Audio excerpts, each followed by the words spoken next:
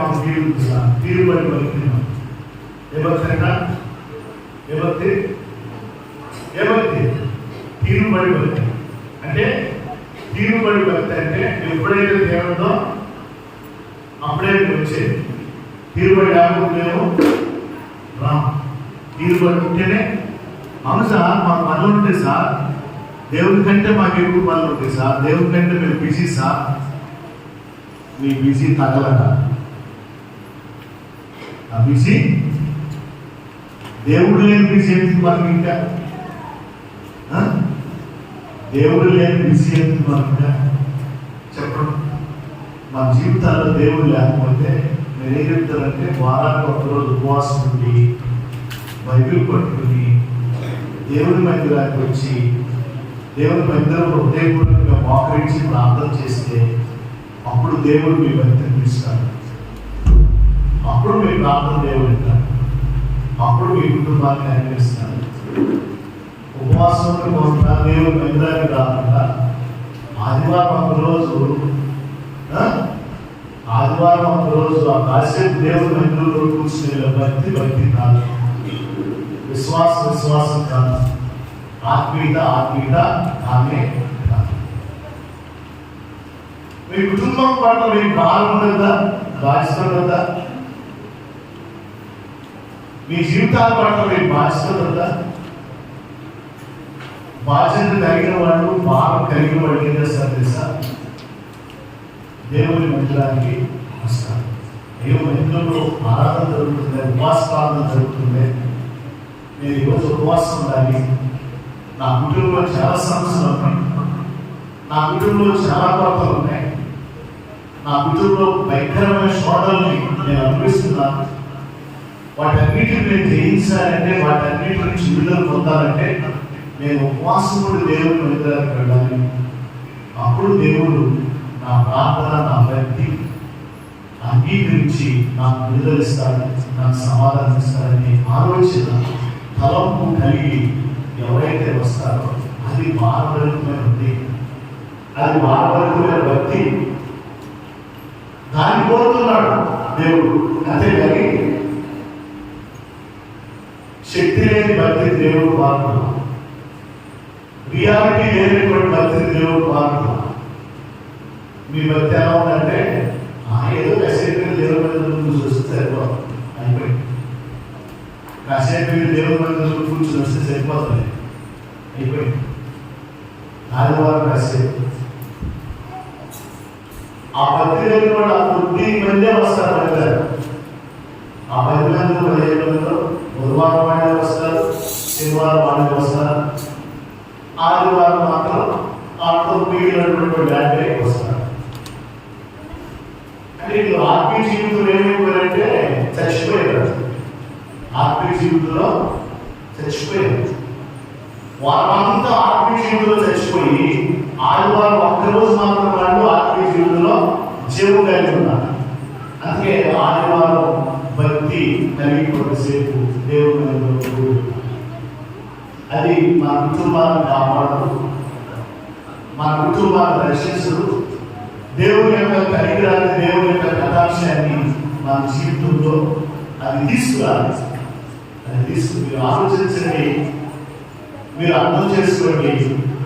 మీరు దేవుని ఎదుట ఎలా ఉన్నారు, మీ భక్తి ఎలా ఉందో, మీ విశ్వాసం ఎలా ఉందో, మీ ఆత్మీయ జీవితం ఎలా ఉందో, దేవునికి మీరు ఎంత ప్రాధాన్యత ఇస్తున్నారు, దేవుని మందిరానికి మీరు ఎంత ప్రాధాన్యత ఇస్తున్నారు, దేవుని వాక్యానికి మీరు ఎంత ప్రాధాన్యత ఇస్తున్నారు, మీకు అర్థం నేను చెప్పడం కాదు, అది మీరే తెలుసుకోవాలి. మీరు జ్ఞానం లేనివాడు కాదు, తెలివి తక్కువవాడు కాదు, మీరు అంధకారంలో బ్రతికేవాడు కాదు. మందిరంలో ఐక్యమైన కానీ చెవిటి పాములు అంట, చెవిటి పాములు వినపడడం, చెవిటి పాములకి వినపడడం. ఆ చెవిటి పాములు వినపడకపోయినా అవి వివేకం కలిగి చాలా జాగ్రత్తగా ప్రవర్తిస్తాయి. మీకు చెవుడు ఉంది, మీకు వివేకం లేదు, మీకు జ్ఞానం లేదు, మీకు తెలివి లేదు, మీకు భయభక్తులు లేవు, మీకు తగ్గింపు లేదు, మీకు లోబడి పెడతాను లేదు. అందుకే ఏం చేస్తారు మీరు? దేవుడికి ఇవ్వాల్సిన ప్రాధాన్యత ఇవ్వదు. నువ్వు ఎప్పుడైతే దేవుడికి ఇవ్వాల్సిన ప్రాధాన్యత ఇస్తావో అప్పుడు దేవుడు నీకు ప్రాధాన్యత ఇస్తాడు. దేవుడి సన్నిధికి నువ్వు ఎప్పుడు ప్రాధాన్యత ఇస్తావో అప్పుడు దేవుడు నీకు ప్రాధాన్యత ఇస్తాడు. దేవునికి నీవు ప్రాధాన్యత ఇవ్వనంత వరకు దేవుడు నీకు ప్రాధాన్యత ఇవ్వదు. రాసిపెట్టుకోవడం కావాల్సింది. రాసిపెట్టుకోవాలి. చూడండి, 2వ దినవృత్తాంతములు 2వ దినవృత్తాంతములు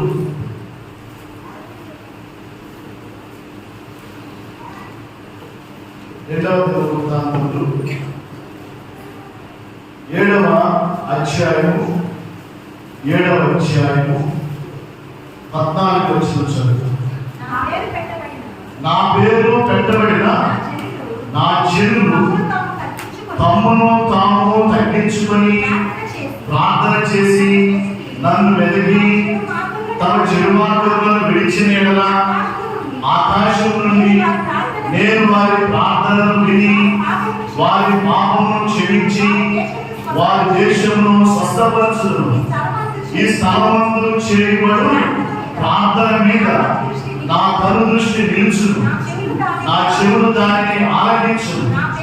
నా పేరు ఈ మందిరములకు నిత్యము ఉండునట్లుగా నేను దానిని కోరుకొని పరిశుద్ధ పరిచితుని నా దృష్టిని నా మనసును నిత్యము దాని మీద దేని మీద నిత్యం దేవుడు ఇక్కడ మాట్లాడుతున్నాడు. నా మనసు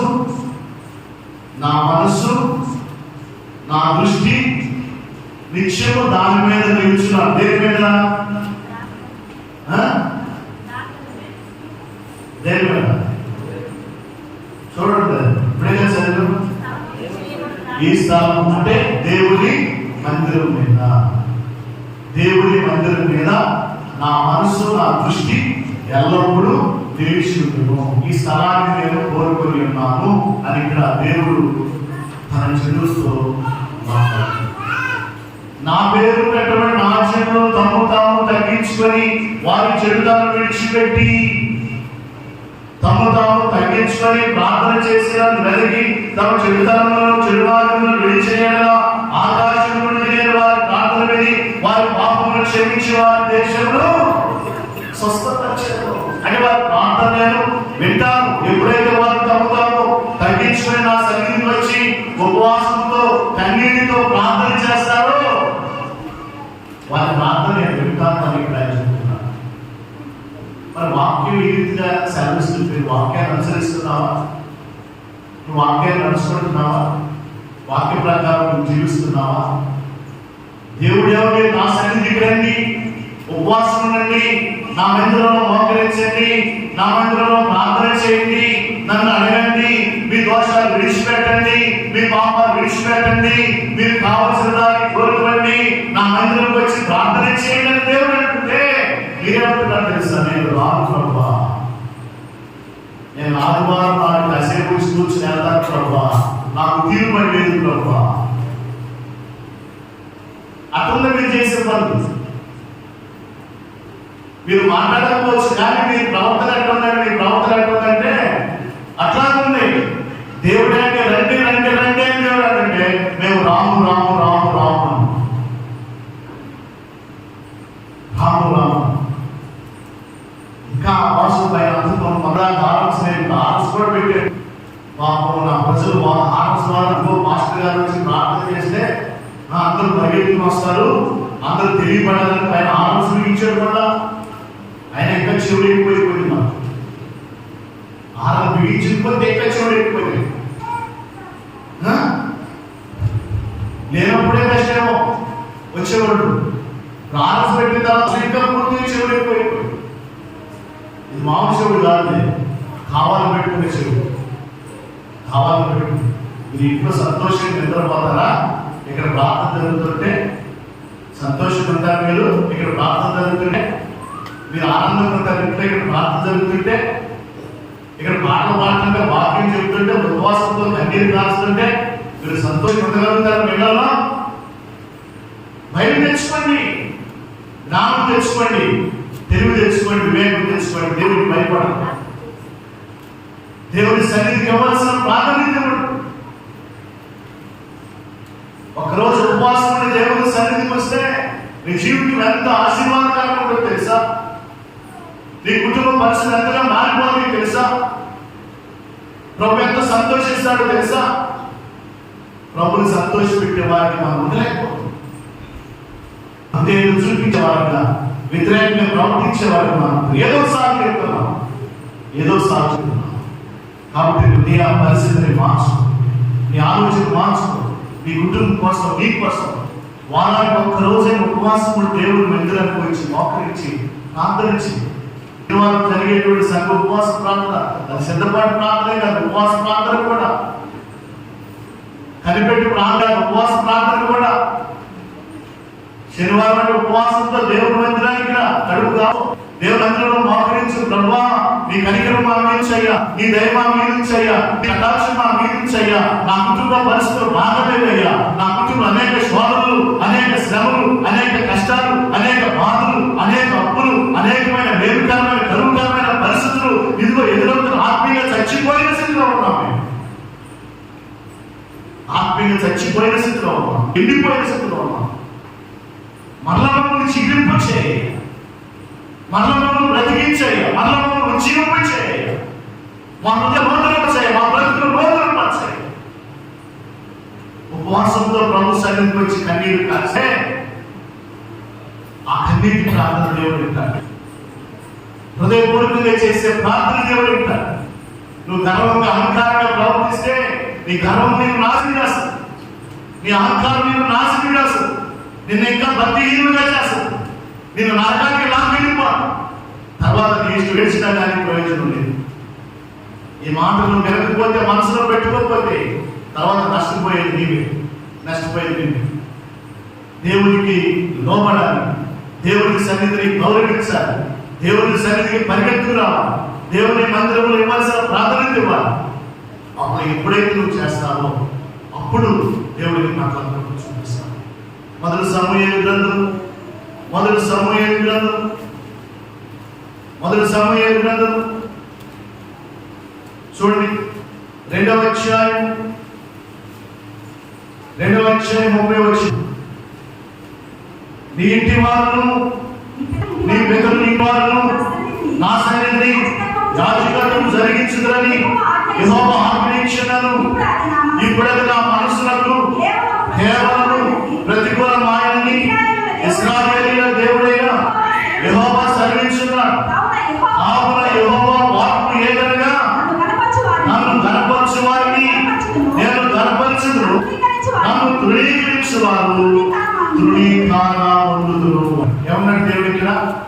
నన్ను ఘనపరచు వారిని నేను కనపరచడం ఏంటి? ఆయన వాక్యాన్ని మనం గౌరవించి వాక్యం ప్రకారం మనం నడుచుకోవటమే ఆయన కనపరచడం. ఆయన వాక్యం ఏం చెప్తుంది? నా మందిరానికి వచ్చి నా పేరు పెట్టబడిన రాజ్యంలో తాము తగ్గించుకొని ఉపవాసం ఉండి ప్రార్థించినట్లయితే, వారి పాపాలు విడిచినట్లయితే, వారి చెడుదనం విడిచినట్లయితే, వాళ్ళున్న వ్యతిరేకమైన మనసు విడిచిపెట్టి పశ్చాత్తాపంతో కన్నీరు కాల్చినట్లయితే ఆకాశంలో నేను వారి ప్రార్థన ఆలకించి వారిని దేశాన్ని బాగు చేస్తాను, వారి కుటుంబాలను బాగు చేస్తాను, వారి బ్రతుకులు బాగు చేస్తాను, వారి జీవితాలు బాగు చేస్తాను, హృదయాన్ని బాగు చేస్తాను. దేవుడే వాళ్ళ సెలవిస్తుంటే నువ్వు రాకుండా, నువ్వు ఆయన సన్నిధికి రాకుండా, నువ్వు ఉపవాసం ఉండకుండా, ఆయన సన్నిధిని గనపరచకుండా, ఆయన మందిరానికి ఇవ్వాల్సిన ప్రాధాన్యత ఇవ్వకుండా, నీ కుటుంబం పట్ల నీకు బాధ లేకుండా, బాధ్యత లేకుండా, నీ ఆత్మీయ జీవితం పట్ల, నీ విశ్వాస జీవితం పట్ల, నీ ప్రార్థన జీవితం పట్ల నీకు సరైనటువంటి బాధ్యత లేకుండా నువ్వు నిర్లక్ష్యంతో, అనాసక్తితో లెక్కలేదనుకుంటే నువ్వెక్కడ వెలుగుతావు? నీ కుటుంబాన్ని ఎక్కడ వెలిగిస్తావు? నువ్వెక్కడ బాగుపడతావు? నీ కుటుంబాన్ని ఎక్కడ బాగు చేసుకుంటావు? నువ్వెక్కడ ఆశీర్వదించబడతావు? నీ కుటుంబాన్ని నువ్వు ఎక్కడ ఆశీర్వాదాలు? నువ్వెక్కడ రక్షించబడతావు? నీ కుటుంబాన్ని ఎక్కడ రక్షించుకుంటావు? నువ్వెప్పుడు పరలోకానికి వెళ్తావు? నీ కుటుంబాన్ని ఎప్పుడు పరలోకానికి తీసుకెళ్తావు? దేవుడి వాక్యాన్ని వినాలని మనం అర్థించుకోవాలి. ఆ వాక్యం దేవుడు ఎందుకు ఇచ్చాడో, దేవుడి యొక్క ఉద్దేశం ఏమో, దేవుడి యొక్క ప్రేమ ఎలా ఉందో, దేవుడి యొక్క కనికరం నా పట్ల నా ఎలా ఉందో అర్థం చేసుకోవాలి. అలా అర్థం చేసుకున్నప్పుడే ఆ వాక్యాన్ని అనుకూలంగా ప్రార్థించు. మా ఆయన రానివ్వడు సార్, మా ఆయన రానివ్వడు సార్, మా పిల్లలు ఒప్పుకోరు సార్, రేపొద్దున నాకంటే అప్పుడు సమ్మగా ఉంటుంది. అంతేగా అంతేగా జరగదుగా. ఇప్పుడే సాగులు చెప్తున్నారు. ఇప్పుడు చాలా అన్నం వండాలి సార్, కూర వండాలి సార్, మా కొడుకు వచ్చినప్పుడు ఇంట్లో ఉండాలి సార్, మా ఆయన వచ్చినప్పుడు ఇంట్లో ఉండాలి సార్, లేకపోతే రేపొద్దున నాయన కొడుకులు కూతురు అందరూ కలిసి కట్టగట్టి నరకానికి వెళ్తుంటే అప్పుడు హాయిగా సంతోషంతో హ్యాపీగా ఉంటాం. అప్పుడు హ్యాపీగా ఉంటాం. అది జరగాలని కోరుకుంటామా? అది తప్పించుకోవాలని కోరుకున్నప్పుడు దేవుడు మందిరాన్ని దేవుడు పెట్టాలి, ప్రభువారు ప్రాధాన్యపడాలి, ఆయనకి ఇవ్వాల్సినటువంటి ప్రాధాన్యత ఇవ్వాలి. ఆయన సన్నిధికి ఇవ్వాల్సిన ప్రాధాన్యత మనుషుల కోసం రావాలని ఇవ్వు.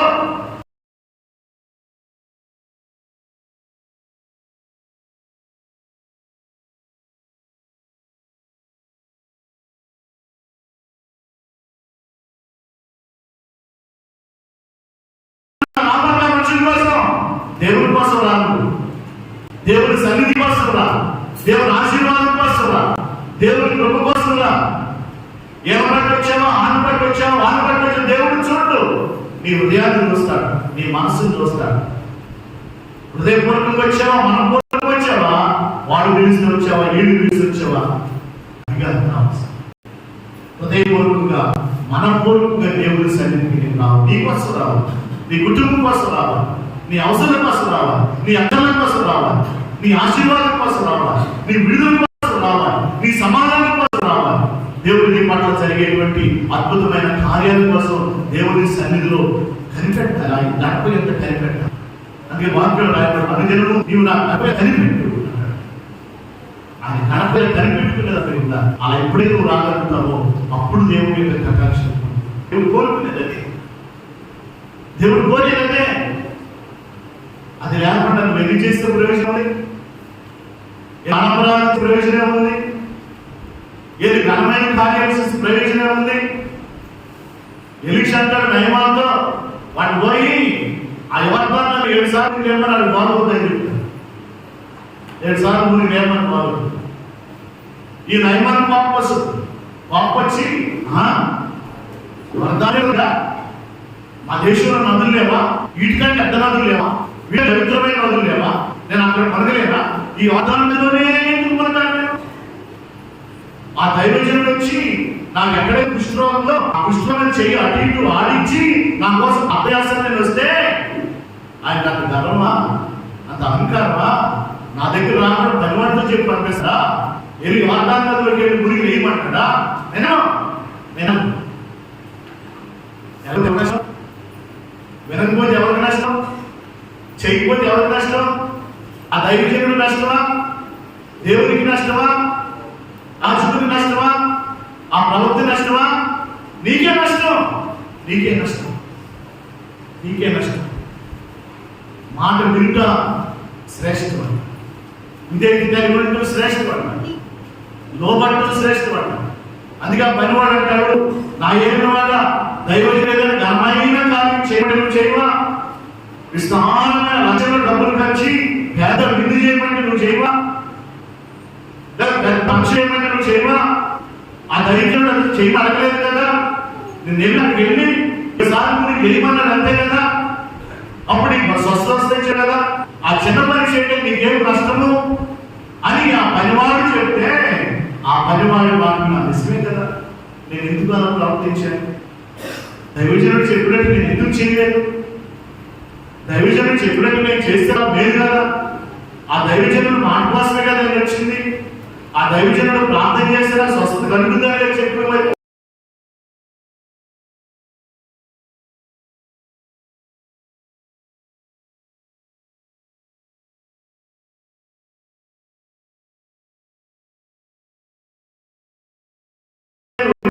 ఆయన మాట వినుకోకుండా, ఆయన మాటకు లోబడుకోకుండా, ఆయన చెప్పిన ప్రకారం చేయకపోతే నా జీవితం ఎలా లేదు కలుగుద్ది?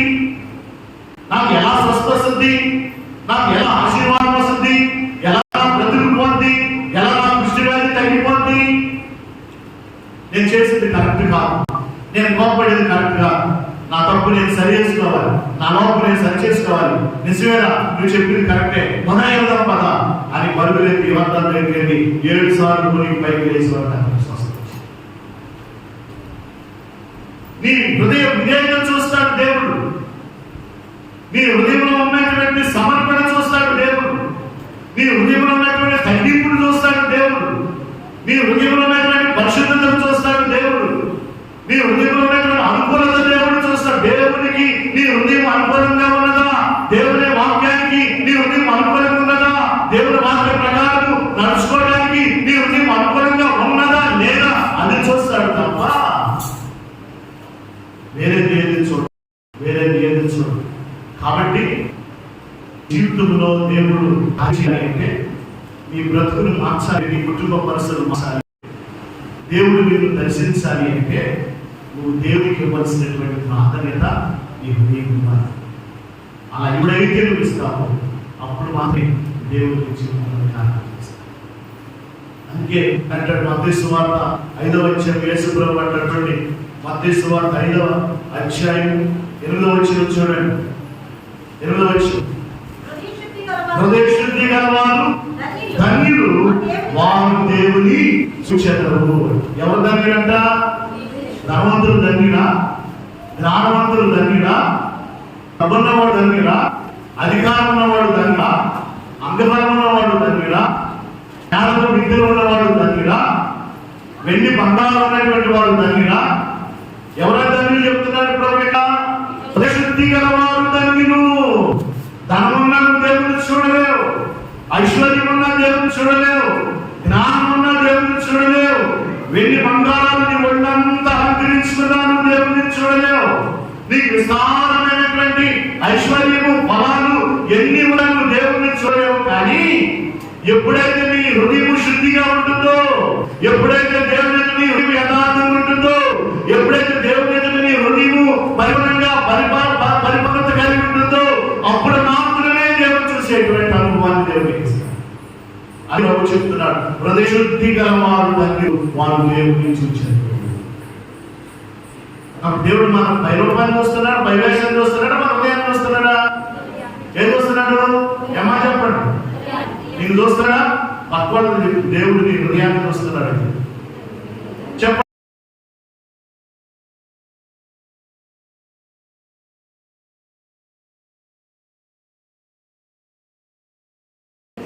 చెప్పండి, మాట్లాడండి. మోమలా ఉండబాకండి, చెవిటి పాములా ఉండబాకండి. చెప్పండి, దేవుడు నీ హృదయాన్ని చూస్తున్నాడని చెప్పండి. చెప్పండి, చెప్పండి, మాట్లాడండి, మాట్లాడండి. దేవుడు నీ హృదయాన్ని చూస్తున్నాడని మాట్లాడండి. హృదయ శుద్ధి గల వారు ధన్యులు, వారు దేవుడిని చూశారు. దేవుడు ఏం చూస్తున్నాడ? మన అందరి హృదయాన్ని చూస్తున్నాడు. నా హృదయం చూస్తున్నాడు, మీ హృదయం చూస్తున్నాడు, మీ హృదయం చూస్తున్నాడు. ఈ భూమి మీద నివసించేటువంటి ప్రతి ఒక్కరి హృదయాన్ని చూస్తున్నాడు ఆయన. ఏ హృదయం అయితే ఆయనకి ఇష్టమైన హృదయం ఉంటుందో ఆ హృదయంలో నివసించడానికి ఆయన ఇష్టపడుతున్నాడు. నాకు భర్తలు లేవు, నాకు బాధపడదా, నాకు ధనం లేదని బాధపడదా, నాకు బంగారం లేదని బాధపడదా, నాకు మంచి మేడలు విద్యలు లేవని బాధపడదా, నేను నడవడానికి ఎడ నివాసి లేవని బాధపడదా, నాకు పదవి లేదని బాధపడదా. ఏ లేకపోతే మనకు అవసరం, మనకి మాత్రము బాధ ఈ హృదయం బాధ లేకపోతే హృదయం గురించి బాధ. నా హృదయం సరిగ్గా లేదే, నా మనసు సరిగ్గా లేదే, అది కలవలుతుందే, అపవిత్ర కలిగితే, దేవుడు కోరుకున్న రీతిలో ఆ హృదయం ఉంటలేదే.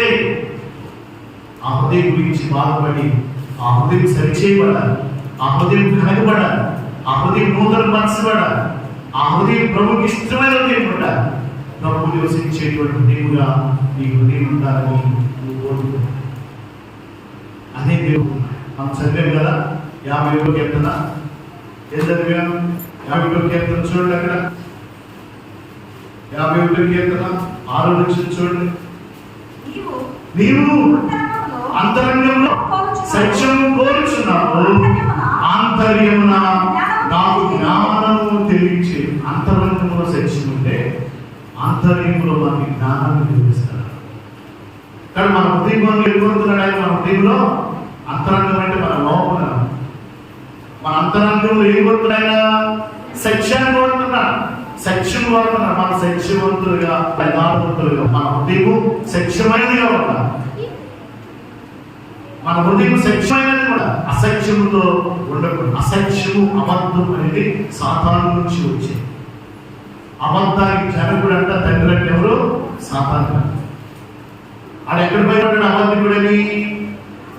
ఎక్కడ భయపడ్డాడు సాతాను గారు అబద్ధికుడని? వాడు ఎక్కడ బయటకు వచ్చాడు? ఎక్కడ? ఆదికాండం 3వ అధ్యాయంలో బయటకు వచ్చాడు. ఏదేను తోట బయటకు వచ్చాడు. అక్కడ ప్రారంభమైన వాడి యొక్క అబద్ధం. వాడు అబద్ధానికి తండ్రి. జనకుడు అంటే తండ్రి, కన్నవాడు నాకు. అబద్ధాన్ని కనేవాడు వాడు. కానీ అబద్ధము వాడి నుంచి వచ్చింది. కానీ మనం అబద్ధం ఆడేటువంటి వాళ్ళందరూ ఎవరు పుత్రులు? సమస్యలు చాలా ఉంది.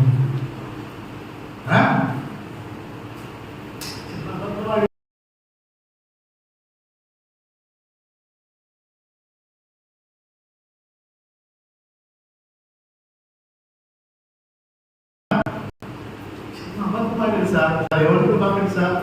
చిన్న అబద్ధం ఆడింది. చిన్న అబద్ధం ఆడింది. నా జీవితంలో ఒక్క విషయం నేను అక్కడ దొరికిపోయాను.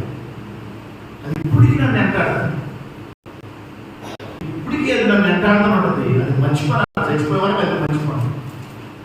అదేంటంటే నేను సేవ చేసేటప్పుడు ఆహారం అయిపోయిన తర్వాత మరి అశోక్ వాడి ఇంట్లో కూర్చుని ప్రార్థన చేయడానికి వేదికి వెళ్ళాను. అప్పుడు ఆ ముందు రానుంది అనిల్ పాస్టర్ అక్కడ వెంకట సరే అక్కడ నలుగురు రావాలి. నలుగురు అక్కడ ఆరాధన సెంటర్కి వెళ్ళాలి. నేను ఇక్కడ ఆరాధన కూర్చుని నలుగురు వెళ్ళాలి. అక్కడ కలుసుకోవాలి ముగ్గురు. అక్కడ కలుసుకుని ఆరాధన జరిగింది, సేవ జరిగింది, సంఘంలో వస్తుంది అని ఒకరితో మాట్లాడుకుని టీ తాగి బయలుదేరి వెళ్ళేవాడు. ఇప్పుడు కాదంటే ఒక 10 సంవత్సరాల క్రితమే. ఇప్పుడు ఉద్యోగం సపరేట్ అయ్యి దూరం అయిపోయాను సేవ విద్య. సరే నేను అతను ఫోన్ చేశాను. ఆయన ఆఖరికి ముందు వచ్చేసాను. అనిల్ పాస్టర్ నేను ఇక్కడ మాట్లాడుతున్నాను సార్. బయలుదేరింది సార్ అన్నాను. నేను బయలుదేరింది సార్ అన్నాను. పక్కన బిల్డింగ్ పక్కనే. సార్ బయలుదేరలేదు సార్ అన్నాను. ఆయన పక్కన గట్టికి నడిచేసాడు మాట. సార్ మీరు బయలుదేరలేదు సార్ అన్నాను. దొరికిపోయిందని వెంటనే ముగించేసి బండికి వెళ్ళిపోయింది. అది ఇప్పటికి కొడితే ఆ మాట మాట్లాడి ఇప్పుడు గుర్తున్నాను. ఆ మాట ఇప్పటికీ నన్ను రేపుతా ఉంటుంది ఆ మాట. అప్పుడు అన్నాడే అని సాధనలు గుర్తు చేస్తా ఉంటాడు అన్న. అప్పుడు అనలేదా? నువ్వు అబద్ధం అనలేదుగా? ఆ మాస్టర్ గారు బయలుదేరితే వస్తున్నానన్నావు, వాళ్ళు వెళ్ళలేదుగా అని వాడు ఏం చేస్తా? అబద్ధం గురించి చెప్పుకున్నప్పుడు అలా ఇది గుర్తు వస్తున్నాను. నువ్వేం కట్టుకున్నావా అన్నట్టుగా.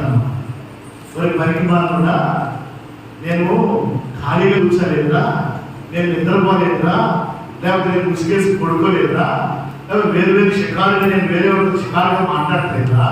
నేను ఎందుకైనా ఒక పరీక్ష నిమిత్తం వెళ్ళాను, ప్రార్థన చేయడానికి వెళ్ళాను. ప్రార్థన చేసేటానికి ఆ మాటలు ఆదరించడానికి లేట్ అయింది. అది ఎంత అబద్ధం అవుతుందా అలాంటి నేను సమాధానం చెప్తున్నాను.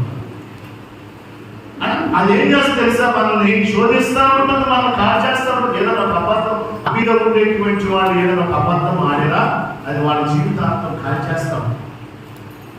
అందుకే మన అంతరంగంలో దేవుడు ఏం కోరుతుందంటే సత్యాన్ని కోరుతున్నాడు. చూడండి మొదటి దినవృత్తాంతములు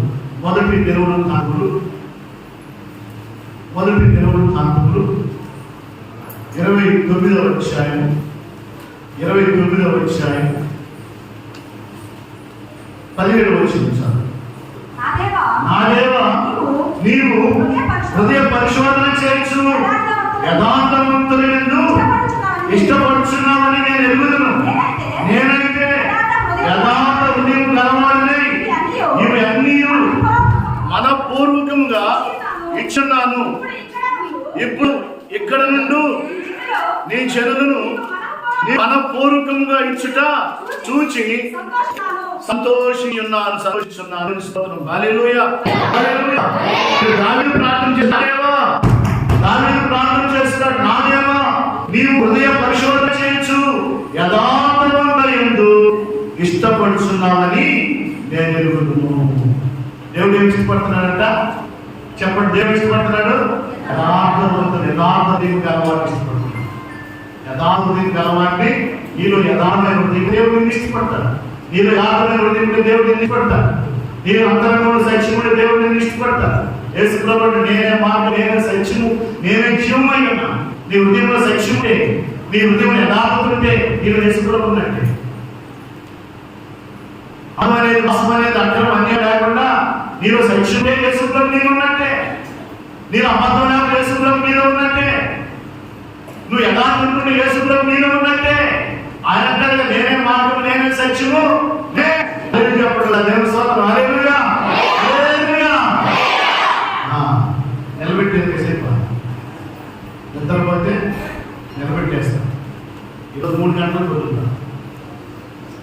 ఫాస్టింగ్ ఉండేవాడు ఉన్నాడు, మా ఆత్మీయ ఉండేవాడు ఫాస్టింగ్ ఉంటారు, ఏం పర్లేదు అంటారు. ఆ 20 గంటలకి కడుపు దాడు, వాళ్ళ కడుపు దాడు సరిపో. అర్థమైందా? అంతే. చూడ మాకు టైం మాకు టైం లేదు, అక్కడ పని చేయించాలి, అది పని చేయించాలి. అర్థమైందా? చంపేస్తాం ఒకరోజు వార్తలతో. శనివారం వరకు లేదు, తర్వాత బుధవారం వరకు లేదు, దొరికేది ఈరోజు. ఈరోజు నేను చెప్పాల్సింది చెప్పేస్తాను. మళ్ళీ వచ్చి ఆదివారం దొరుకుతారో నాకు తెలుసు. దేవుడు ఎవరు ఇష్టపడతారంట? యథార్థ హృదయం కలవారిని ఇష్టపడుతున్నాడు. కాబట్టి నీలో దాగుతుంటే, నీ హృదయంలో సత్యం ఉంటే ప్రభువు నీలో ఉన్నట్టే లేక, యేసే నీలో ఉన్నట్టే లేక. కానీ మన అంతరంగంలో దేవుడు ఏమవుతున్నాడంట? సత్యమును కోరుతున్నాడు. మొదటి మాట, దేవుడు నీలో కోరి ఏంటంటే నీ అంతర సత్యాన్ని కోరుతున్నాడు. నీ అంతరంగంలో సత్యమును ఆయన కోరుతున్నాడు. రెండో మాట మనం చూద్దాం. అది 51:10 51 కీర్తన 10. 51 దేవా నా యందు శుద్ధ హృదయం కలుగు చేయము, నా అంతరంగంలో స్థిరమైన మనసును. ఇప్పుడు వరకు మనలో స్థిరమైన మనసు లేదు, స్థిరమైన మనసు లేదు. శనివారం వస్తే ఆదివారం రాము, ఆదివారం వస్తే బుధవారం రాము, బుధవారం వస్తే ఆదివారం రాము. నువ్వేం ప్రార్థన చేయాలి? నాలో స్థిరమైన మనసు నూతనంగా పుట్టించు ప్రభువా. చెప్పండి ప్రభువా, చెప్పండి ప్రభువా. యేసయ్యా నా అంతరంగంలో నూతనంగా స్థిరమైన మనసు పుట్టించు ప్రభువా. నేను ఎల్లప్పుడూ నీలో స్థిరముగా ఉండాలి, స్థిరముగా ఉంటాను. ఉదాహరణ వస్తాను.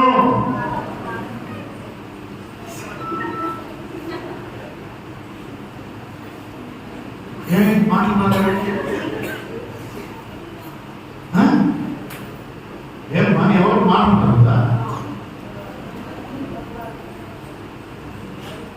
ఇక్కడ నవ్వుతారు. అక్కడికి వెళ్ళిన తర్వాత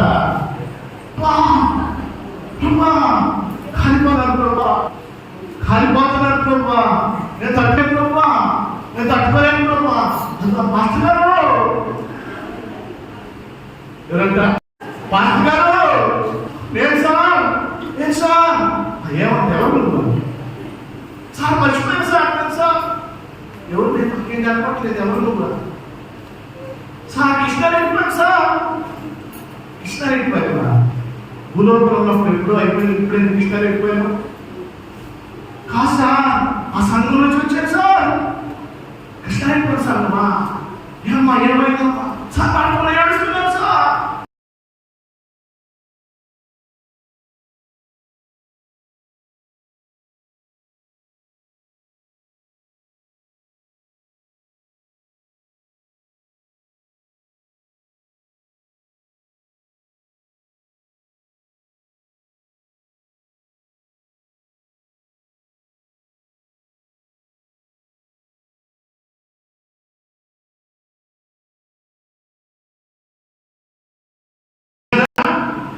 నవ్వేవుగా, మరి ఏడు నువ్వు భూమి మీద ఏడిస్తే నవ్వుతావు. నన్ను ఏడిపించావుగా,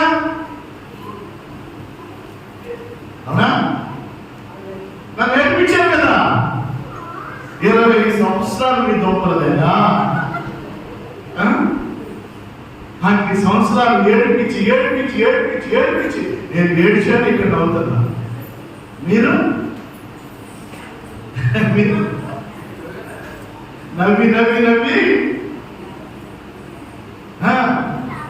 ఏడుస్తున్నా. మీకు అక్కడ ఉన్నాడు ఫ్రెండు, ఎవడా? ధనవంతుడు ఫ్రెండు, అక్కడ ఉన్నాడు ధనవంతుడు.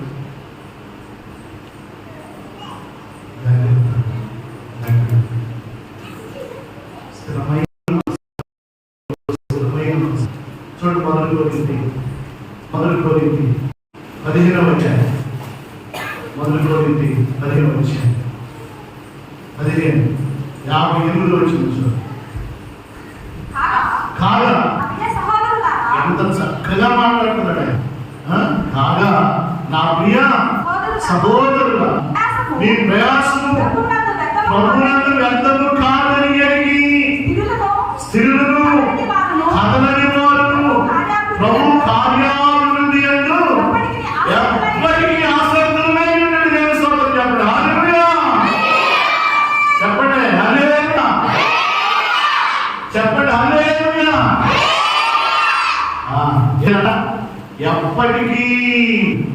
ఎప్పటికీ ఎలా ఉండాలంట?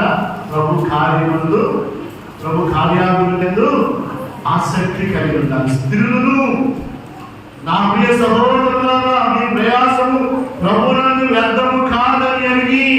ఈ లోకంలో ఎంత ప్రయాసమున్నామో ఆ ప్రయాసం వ్యర్థం కాదు.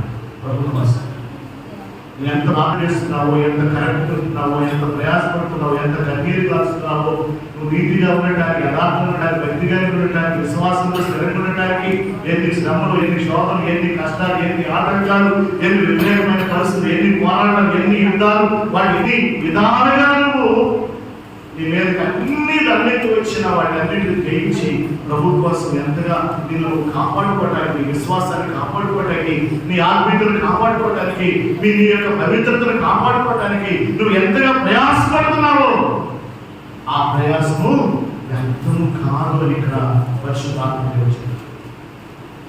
ఆ ప్రయాసం వ్యర్థం కాదని చెప్తున్నాడు. నీరు వస్తే లేవు వస్తుంది, పని వస్తుంది, వరప వస్తుంది, నింద వస్తుంది, అవమానం వస్తుంది, మరి వ్యతిరేక శ్రమలు వస్తాయి, బాధ వస్తాయి, కష్టాలు వస్తాయి, అనేక రకాలైనటువంటి వ్యతిరేకమైన పరిస్థితులు.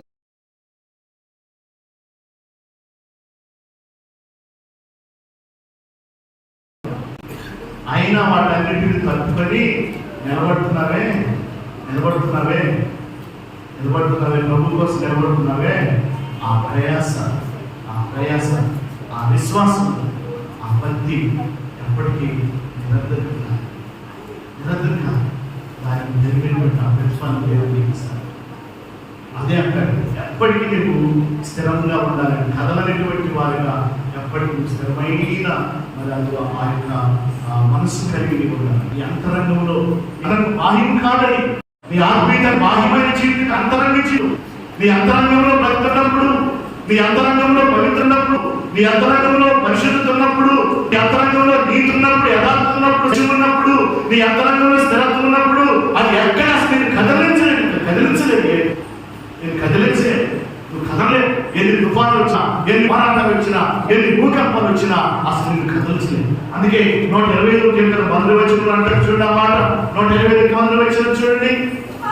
యెహోవా యందు నమ్మిక ఇచ్చువారు కదలక నిత్యము నిలుచు. దేవుని స్తోత్రం చెప్పండి. హల్లెలూయా హల్లెలూయా హల్లెలూయా. యెహోవా యందు నమ్మిక ఇచ్చువారు కదలక నిత్యము నిలుచు.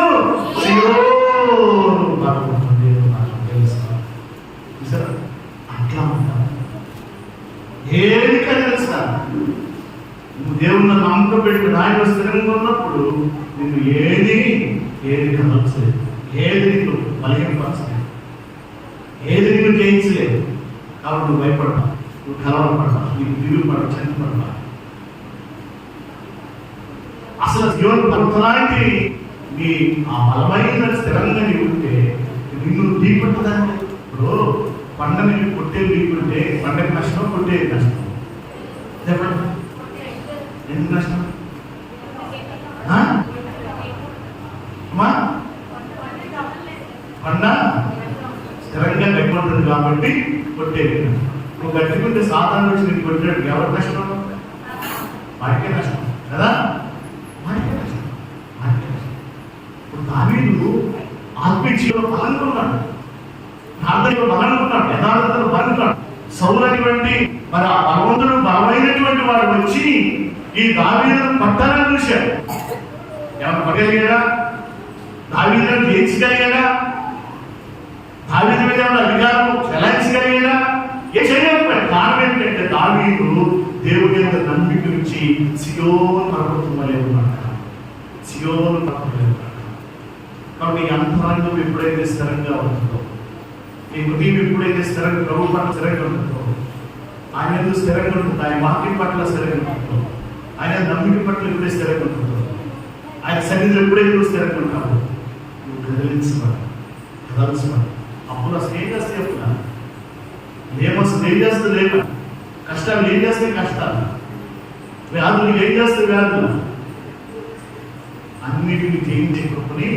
అందుకే మొదటి యోహాను పత్రిక చూడండి 5వ అధ్యాయము, మొదటి యోహాను పత్రిక 5వ అధ్యాయము 5వ అధ్యాయం 4-5 వచనాలు చూడండి. దేవుని మూలముగా ఆ దేవుడు పుట్టిన వారందరూ లోకమును జయించుదురు, లోకమును జయించిన విషయము మన విశ్వాసమే. చెప్పండి హల్లెలూయా, హల్లెలూయా. ఎవరో తెలుసా? దేవుని మూలంగా పుట్టిన వారందరూ లోకం జయించుదురు, లోకమును జయించిన విషయం మన విశ్వాసమే. చూసారా? ప్రభు పట్ల నీలో అటువంటి స్థిరమైన విశ్వాసం ఉంటే లోకమందరికి వ్యతిరేక వచ్చిన ఆ లోకాన్ని జయించేటువంటి జయించిందని ప్రభు ఇస్తాడు. ఆ సామర్థ్యాన్ని ప్రభు నీకు ఇస్తాడు, ఆ బలాన్ని, ఆ శక్తిని దేవుడు నీకు ఇస్తాడు. కాబట్టి నీ హృదయము అహింస జరగకూడదు, అన్నిటిని వదిలిపోకూడదు, చంచల మనసు కలిగి ఉండకూడదు, చంచల మనసు కలిగి ఉండకూడదు. యాకోబు తన కుమారుడు ఒక కుమారునికి ఈ రీతిగా ఆశీర్వదిస్తాడు, నీవు చెంచలుడు వైపు వెళ్ళవలేకపోయబడతావు. ఎవరు? బైబిల్ ఓపిక చేయబారని చెప్పారు. 12 మంది కుమారుల్ని ఆశీర్విస్తూ ఒక కుమారుడు అంటాడు, నీవు చెంచలుడు వై నేను వలె అపోయబడతావు. నువ్వు చెంచలు వై, చెంచల మనసు కలిగిన ఒక కుమారుడు.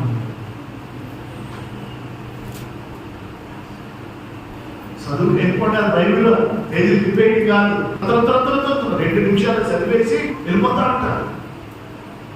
చదివిన మైండ్ పట్టుకోవాలి, మైండ్ అట్రాక్ట్ అవ్వాలి, లాగా మైండ్ లాగా హృదయం మీద రాయబడాలి. అది రాయబడితే అది జీవితాలు చచ్చిపోయే వరకు అమ్మాలంటారు, చచ్చిపోయే వరకు అమ్మ.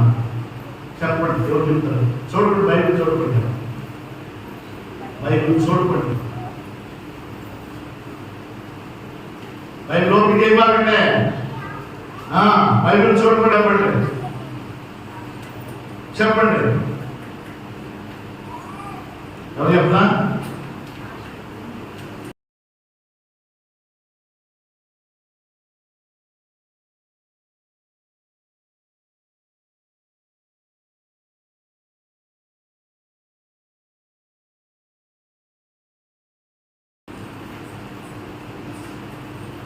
దేవుని స్తోత్రం, హల్లెలూయా.